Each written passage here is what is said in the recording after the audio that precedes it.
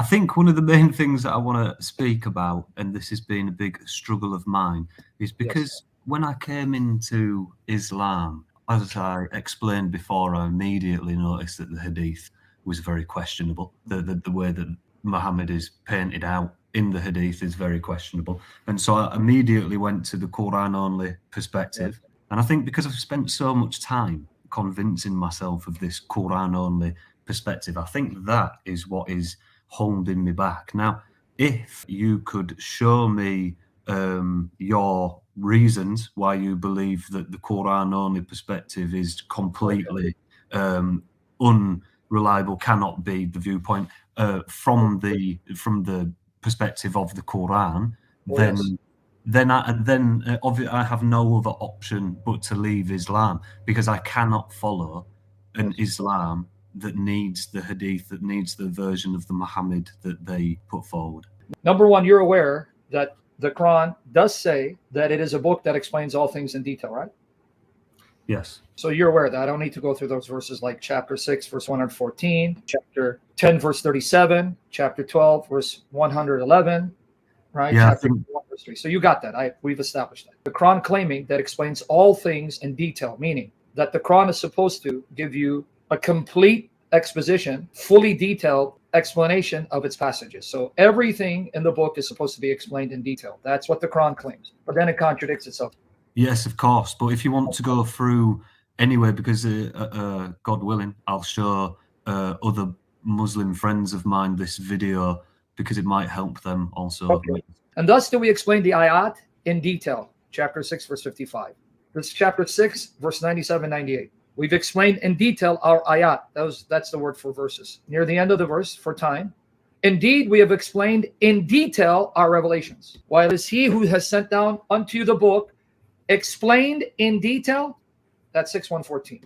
Certainly we have brought to them a book which we have explained in detail with knowledge. So this book is explained in detail with knowledge. Chapter 10, verse 37. Straightforward. And this Quran is not such as could ever be produced by other than Allah, but it is a confirmation which was before it, the Torah, the Injil, and a full explanation of the book. Full explanation. Chapter 12, verse 111. It is not a forward statement, but a confirmation of Allah's existing books and a detailed explanation of everything. Detailed explanation of everything. That's chapter 12, verse 111. That means everything in the book is detailed fully, completely. Chapter 41, verse 3. A book whereof the verses are explained in detail. So the verses are explained in detail. A Quran in Arabic for people who know. Now here's Rashad Khalifa's translation.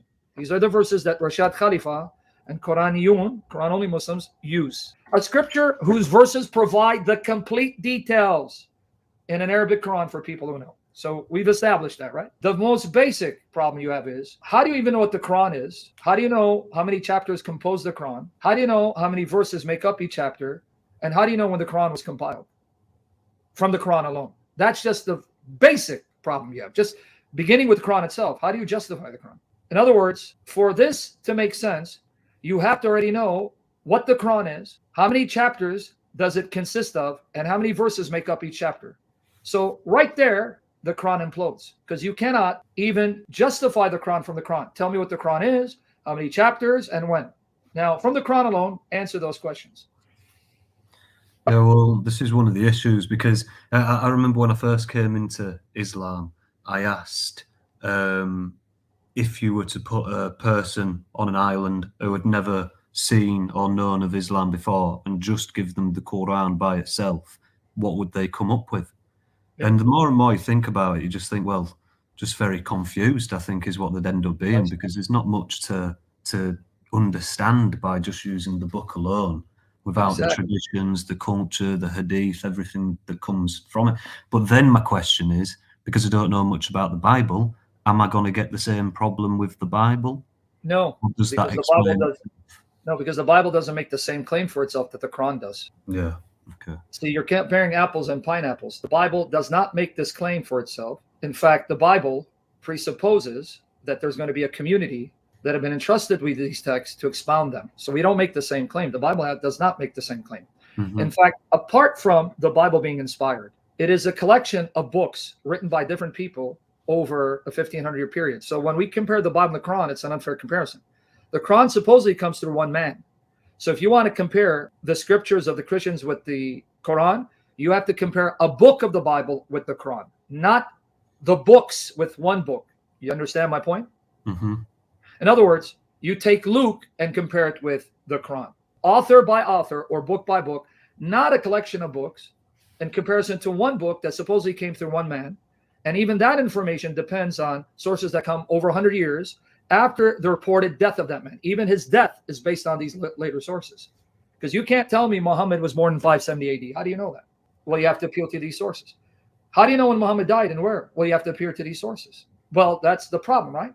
Whereas in the collection of the books we call the New Testament, this is not my opinion. Even a Bart Ehrman, who's a skeptic, as an historian, he will tell you that the only documents we have from the first century are the books of the New Testament. And he will tell you, Paul's letters can be situated historically because he gives you enough statements internally to situate the historical context. And Luke in Acts mentions certain rulers that extra biblical archaeological discoveries have confirmed.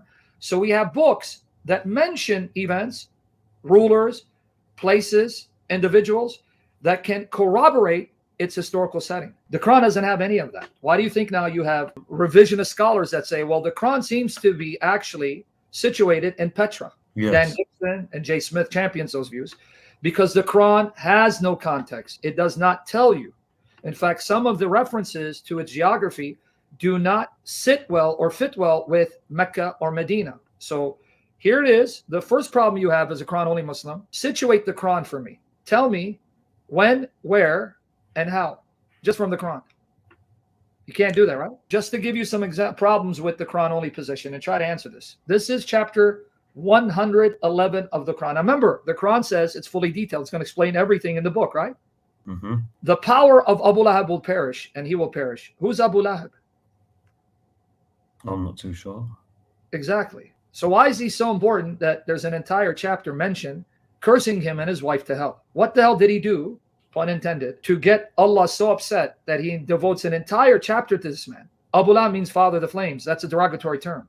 We don't even know his name because Abu Lahab means father of the flames. That's not his name. That's the author of the Quran making fun of him, that you are the father of flames, the owner of the flames, because you're going to hell. Yeah, this is very strange.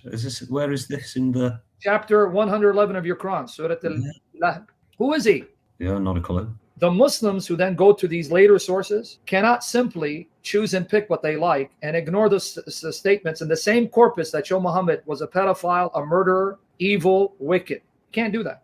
Yeah. See, this is the dilemma for the Muslim, not for me. I don't care about Muhammad. I don't care about Islamic tradition. But since I'm dealing with Muslims, I'm going to use their sources against them. But when they start questioning their sources, I go, now you buried the Quran.